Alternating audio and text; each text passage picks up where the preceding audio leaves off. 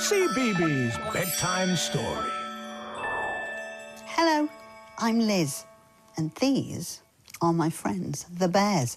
They've been having lots of fun playing in the Cbeebies house, but now it's time for you and them to settle down with tonight's bedtime story, which is about a bear. But this bear is a very different bear to my bear friends.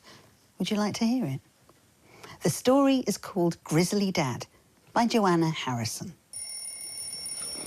Dad woke up in a grisly mood. All morning he groaned and grizzled and grumped. And then he went back to bed. He was just like a bear with a sore head. When Mum had finished clearing up, she and my little brother and sister had to go out. "Go and see how Dad is," she said as they left.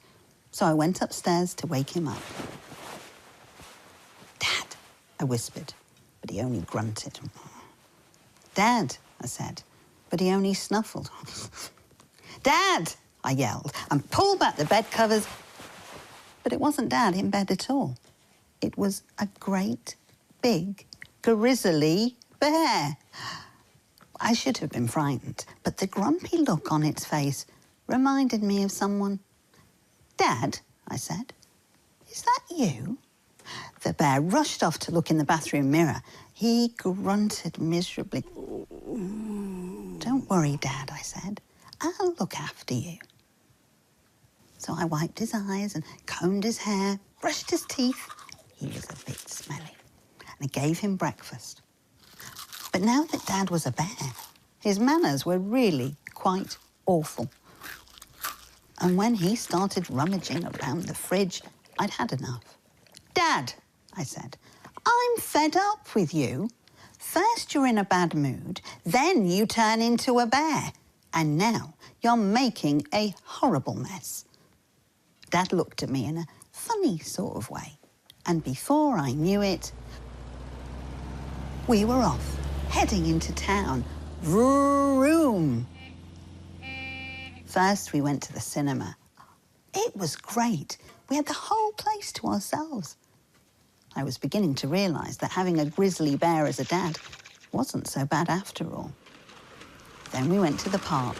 I taught Dad how to skateboard, and he taught me how to scratch my back and climb trees, and how to just lie about doing nothing at all. When we got home, we made honey sandwiches and watched football on the television. It had been the best day ever. "Thanks, Dad," I said. "You're the greatest, even if you are a bear." Then Dad did what dads do best. He gave me a great big bear hug.